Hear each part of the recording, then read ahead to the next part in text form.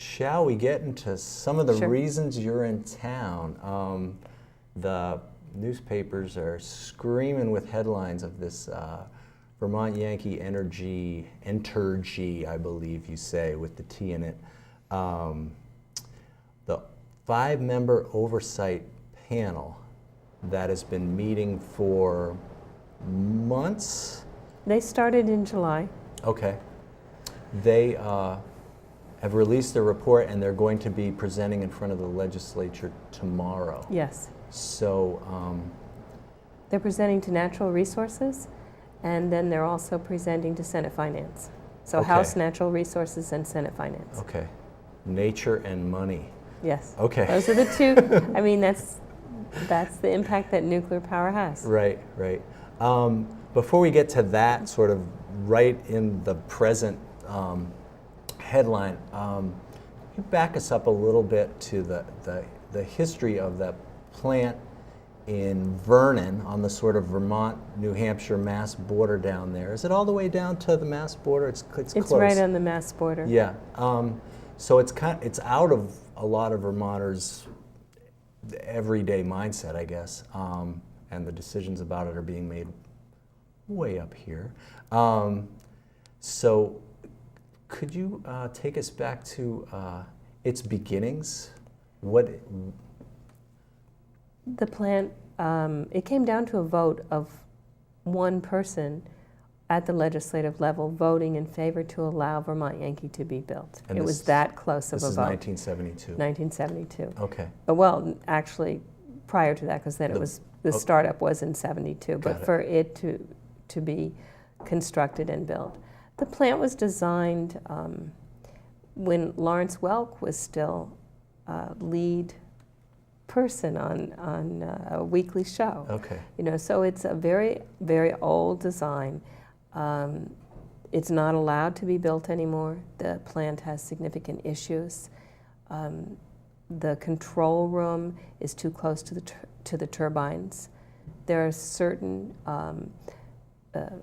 design factors that were stopped right after that plant was built. It also could not be built today because of seismic considerations. But it's been operating and providing a large portion of Vermont's electricity for almost 40 years. I personally believe that now it's time, you know, in 2012, a commitment was made by the utilities that built it to the people who live near the plant that in 2012 they would shut it down. Okay, that was sort of in the original, I guess, charter. Right. Uh-huh. And it's more than just original charter. The plant was designed for a 40-year lifespan. There's been some discussion in Entergy that said no, you know, they were designed that they could continue running longer. Right. But when I worked as a paralegal on the uprate case in front of the Public Service Board, we discovered a document that shows that the plant was designed for a 40-year lifespan. And when you look at embrittlement and all kinds of aging management issues, would you drive, you know, a 40-year-old car on today's highways at 65 miles an hour? Mm-hmm. No. Right. And Entergy wasn't even in the picture No, then. They're making claims about 1972, but they actually came into the picture in 2002. Okay. Entergy bought the plant in 2002, and the legislature approved that. The legislature has the power for a certificate for public good that they give the plant to operate. And that is what the right of Vermont legislature to work on the relicensing issue.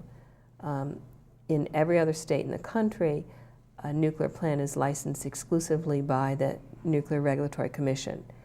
But in the federal level. The federal level. Yes. But in Vermont, the plant has to be reviewed by the legislature, and the legislature has to vote yes for a certificate for public good to allow the plant to operate. Okay.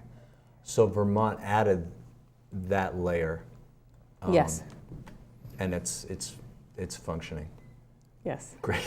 Right. And that's what has given the state the power, the legislature the power to enact Act 189, which was the bill that determined that there should be an audit of the plant and what that audit would consist of, and that there would be an oversight panel to look at the report and bring that issue to the legislature.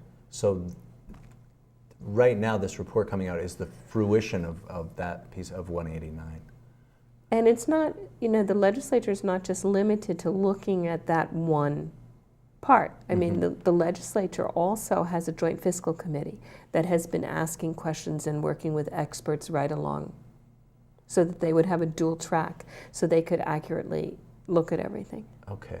So let's see. In the beginning, there was a consortium of local utilities that got together. Right. And I'm not sure who all of those are. I mean, I know there's Green Mountain Power and Central Vermont Power. There were other smaller utilities involved in that, and I don't know. But sort of well-known names to Vermonters. Right. I mean, I know Burlington Electric, for example, which now owns none of Vermont Yankee, used to own part of Vermont Yankee. And they decided that Vermont Yankee was not worth keeping on their books.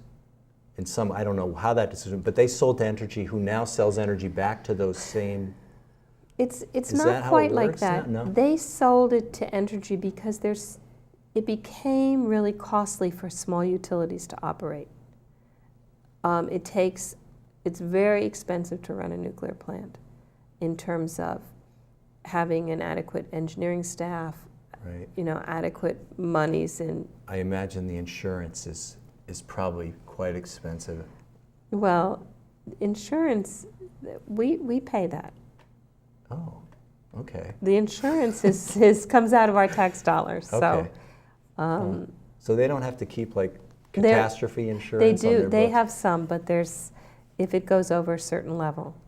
And yes, American Nuclear Insurers is the company that insures the nuclear plants. Okay.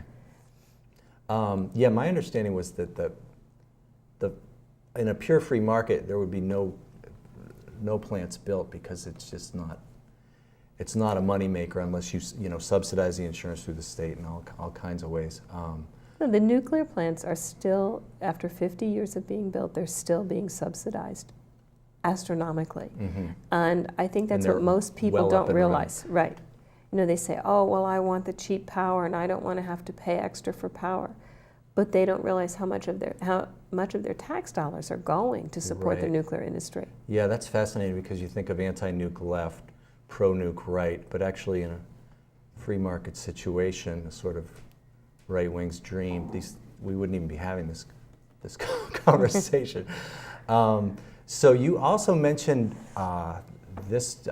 you recently educated me on this whole issue of uprating. Right. What is that all about? When did it happen? Okay. And what does it mean? A nuclear plant is designed to run at a maximum of 100% of power. I mean, the plant is designed to put out a certain amount of power depending on the size of the reactor, and that's it. As scientists define that somehow. And the engineers designed it. You wouldn't run a car at more than its engine could go because you'd blow the engine. So if you're competing as a stock car racer or something, you're going to have a competition engine that can take a different ratio. Sure.